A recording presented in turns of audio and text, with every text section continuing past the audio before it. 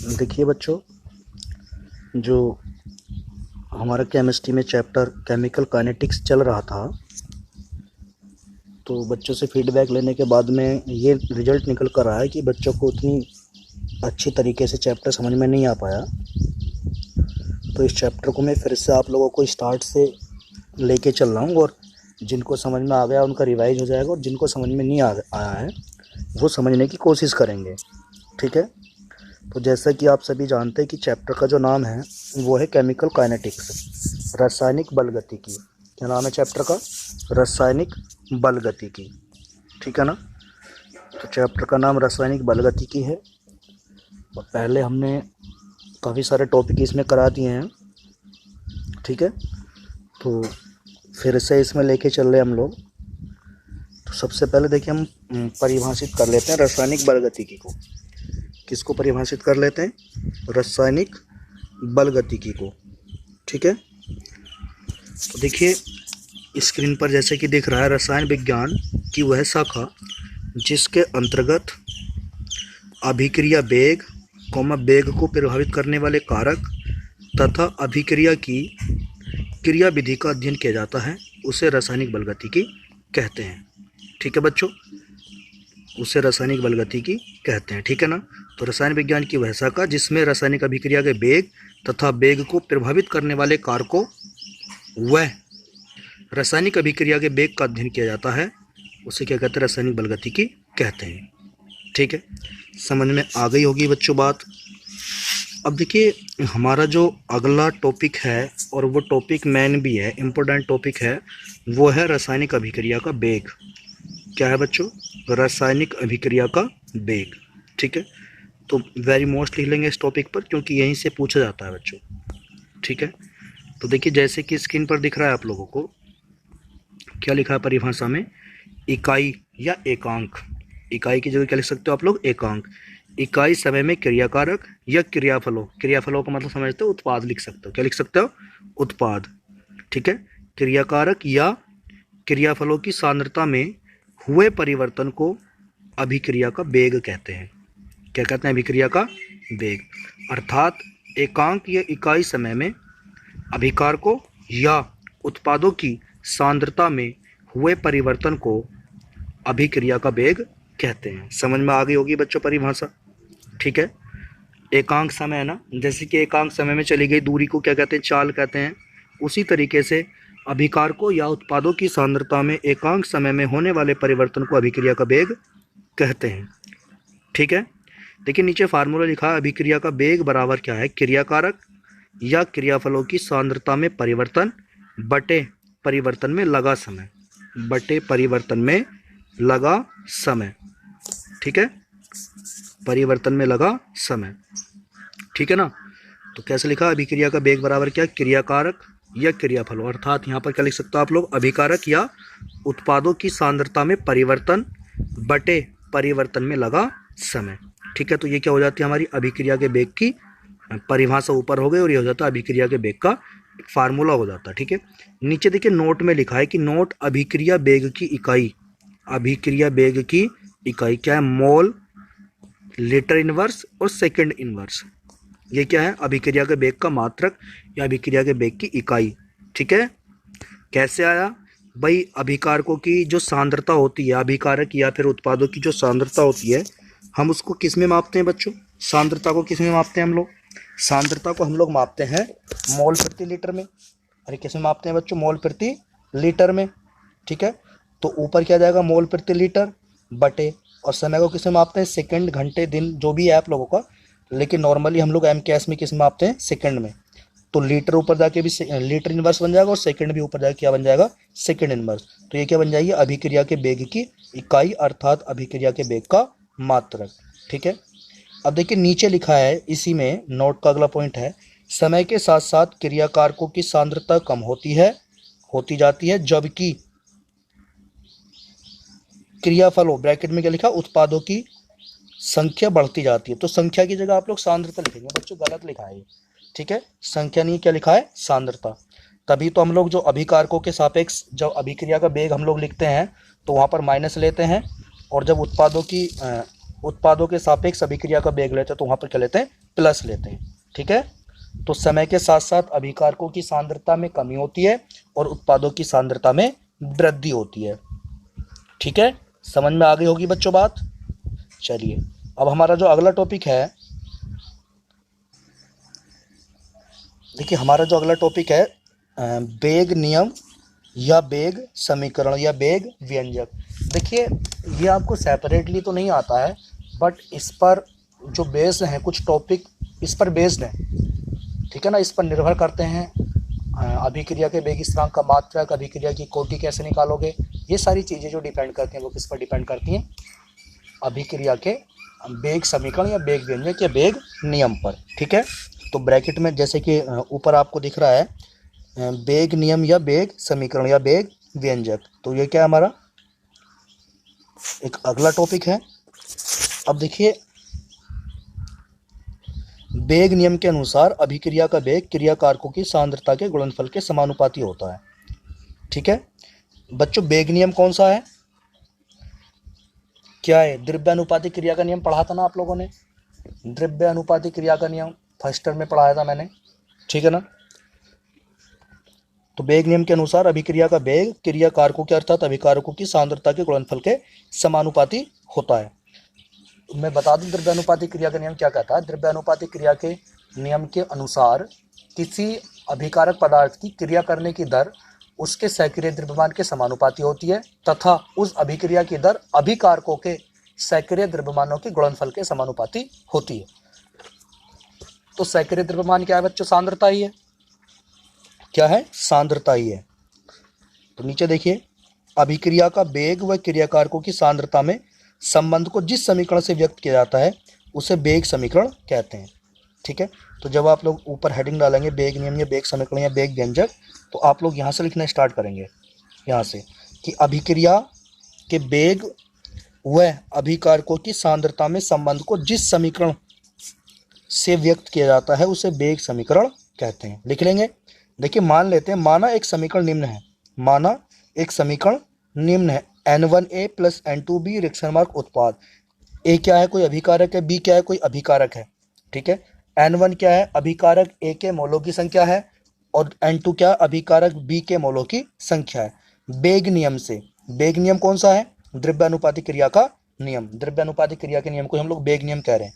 ठीक है ना, अभिक्रिया का वेग प्रोपोर्शनल टू ए की पावर N1 इंटू बी की पावर N2, मतलब अभिकारक कौन कौन से, ए और बी।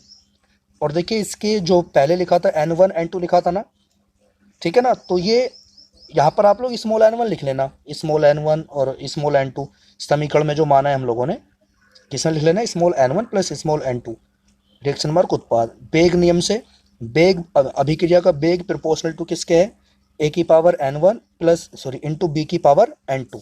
ठीक है, ए की पावर N1 इंटू बी की पावर N2। अभिक्रिया का वेग देखिए जब प्रोपोर्शनल चिन्ह हटाओगे तो क्या आएगा, एक नियतांक आएगा। अरे क्या आएगा बच्चों, एक नियतांक आएगा। और इस देखिए अभिक्रिया का वेग बराबर क्या आ गया, ए की पावर N1 इंटू बी की पावर N2। यहाँ के क्या है, एक स्थिरांक है जिसे विशिष्ट अभिक्रिया वेग या वेग नियतांक या वेग स्थिरांक कहते हैं। ठीक है बच्चों, क्या कहते हैं, जहाँ के एक स्थिरांक है जिसे विशिष्ट अभिक्रिया वेग या वेग नियतांक या वेग स्थिरांक कहते हैं। ठीक है, तो समझ में आ गया होगा बच्चों, ये यहाँ तक तो समझ में आ गया होगा। चलिए, तो ये जो समीकरण आया ना बच्चों, अभिक्रिया का वेग बराबर के ए की power N1 into B E की पावर N2, के ए की पावर N1 और बी की पावर N2।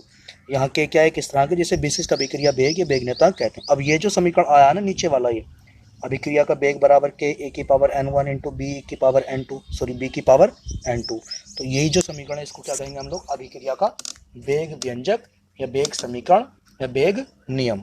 ठीक है, अब हम लोगों को क्या करना है, जो वेग स्थिरांक के है इसका क्या निकालना है हम लोगों को, मात्रक निकालना है। क्या निकालना है हम लोगों को, मात्रक। देखिए काफ़ी बार पूछा गया। देखिए जो हमारा अगला टॉपिक है वो है वेग स्थिरांक की इकाई। जो वेग स्थिरांक कैपिटल के था इसके क्या निकाला हम लोगों को, मात्रक या इकाई। देखिए फिर से वही लेके चल रहे हैं, माना एक अभिक्रिया निम्न है N1A plus N2B reaction mark उत्पाद। वही करना है फिर से, अभिक्रिया का बेग प्रोपोर्शनल टू ए की पावर n1 इंटू बी की पावर n2। ठीक है, अभिक्रिया का बेग प्रोपोर्शनल चिन्ह हटाओगे तो क्या आएगा, एक नियतांक आएगा कैपिटल के। जब प्रोपोर्शनल चिन्ह हटाओगे तो क्या आएगा, एक नियतांक कैपिटल के, ए की पावर n1 इंटू बी की पावर n2। यहाँ के एक नियतांक है जिसे बेग नियतांक या बेग गुणांक या विशिष्ट अभिक्रिया बेग कहते हैं। ठीक है, इसका मान ताप व पदार्थ की प्रकृति पर निर्भर करता है। देखिए काफ़ी बार पूछा जा चुका है, यहाँ से काफ़ी बार ये लाइन यहाँ से पूछी जा चुकी है कि अभिक्रिया के बेग स्थिरांक का मान निर्भर करता है सांद्रता पर। इस तरीके से विकल्प आता है। ठीक है, तो ये केवल किस पर निर्भर करता है, तापमान पर। ठीक है, अभिक्रिया के ताप पर और जो अभिकारक पदार्थ है उसकी प्रकृति पर। ठीक है, अब देखिए हमें निकालना था इसका मात्रक। क्या निकालना था हम लोगों को, इसका मात्रक। यदि ए बराबर बी बराबर 1 मोल पर लीटर, भाई हमें तो मात्रक निकालना है।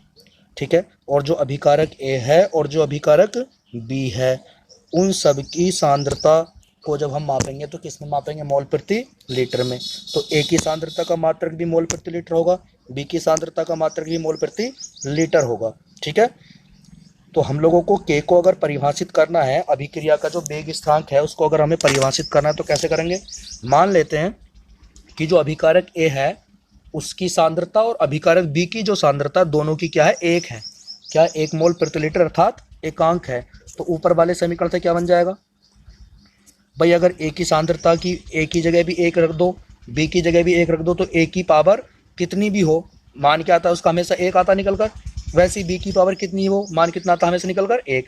तो अभिक्रिया का बेग बराबर किसको जाएगा, कैपिटल के। जैसे कि यहाँ पर हो गया, आता है अभिक्रिया का बेग बराबर कैपिटल के। तो बेग स्थिरांक को निम्न प्रकार से परिभाषित कर सकते हैं। जब क्रिया कारकों की सांद्रता एकांक, 1 मोल प्रति लीटर की जगह आप लोग क्या लिख सकते हो, एकांक हो, तो अभिक्रिया के बेग को ही बेग स्थिरांक कहते हैं। क्या कहते हैं, अभिक्रिया के बेग को ही बेग स्थिरांक कहते हैं। ठीक है, अरे समझ में आ रही है बात कि नहीं। देखिए मैं एक बार फिर से रिपीट कर रहा हूँ, ये अपने शब्दों में अगर मैं बता दूं कि अभिकारकों की सांद्रता एकांक होने पर अभिक्रिया के बेग को ही, अभिक्रिया के बेग को ही उस अभिक्रिया का बेग स्थिरांक कहते हैं। ठीक है, लेकिन हमें निकालनी थी इसकी क्या, मात्रक निकालना था, इसका इकाई निकालनी थी। तो नोट के की इकाई निम्न प्रकार से ज्ञात करते हैं। देखिए के बराबर, जो ऊपर हमारे पास अभी एक समीकरण आया था, अभिक्रिया का बेग बराबर के इंटू ए की पावर n1 इंटू बी की पावर n2। तो हमें मात्रक किसका चाहिए, के का। तो के को यहीं रहने दो, तो के बराबर क्या हो जाएगा, अभिक्रिया का बेग बटे ए की पावर n1 इंटू बी की पावर n2 हो जाएगा कि नहीं। भाई अभिक्रिया के बेग का मात्रक हमने ऊपर निकाला था, क्या आया था, मोल प्रति लीटर। और क्या आया था, जो अभिक्रिया का जो मात्रक आया था बेग का, मोल प्रति लीटर या mole litre inverse second inverse था या नहीं, अरे था या नहीं था। ठीक है, अब चलो सेकंड को देखिए इसमें ऐसे रहने दिया, तो अभिक्रिया का जो बेग है मोल प्रति लीटर की घात कितनी थी, 1 थी। क्यों, क्योंकि अभिक्रिया का बेग का जो मात्रक है मोल प्रति लीटर इंटू सेकंड इनवर्स था। ठीक है, अब नीचे जो अभिकारक ए और बी हैं इनका मात्रक भी क्या है भाई, इनकी सांद्रता का मात्रक भी मोल प्रति लीटर ही है। ए की सांद्रता का मात्रक भी मोल प्रति लीटर, बी की सांद्रता का मात्रक भी मोल प्रति लीटर। तो इसको ऐसा कैसे रहने दिया अभी हम लोगों ने, तो मोल प्रति लीटर की घात 1, ये तो अभिक्रिया का बेग में से आ गई। ठीक है, और सेकंड बचाया भी सेकंड इनवर्स को गुणा में लिख लिया। और नीचे जो मात्रक हैं ए और बी के दोनों के मात्रक भी क्या होंगे, अरे मोल प्रति लीटर होंगे कि नहीं, अर्थात n1 प्लस n2। तो मोल प्रति लीटर की घात 1 minus n1 plus n2 multiply 1/सेकंड, ये कह सकते हैं सेकंड इनवर्स। तो किसी भी, देखिए ये किसी भी अभिक्रिया की कोटि के लिए बेग स्थिरांक के का मात्रक हो जाता है। किसी भी अभिक्रिया, चाहे वो प्रथम कोटि की, शून्य कोटि की, कोई भी हो अभिक्रिया, इस व्यंजक से आप लोग किसी भी प्रकार की अभिक्रिया की कोटि का मान ज्ञात कर सकते हो। समझ में आ रही है बात, चाहे कोई भी हो अभिक्रिया की कोटि जो भी रही हो, उसी अभिक्रिया की कोटि का मान आप लोग ज्ञात कर सकते हो, उस बेग स्थिरांक का मान ज्ञात कर सकते हो इस समीकरण से।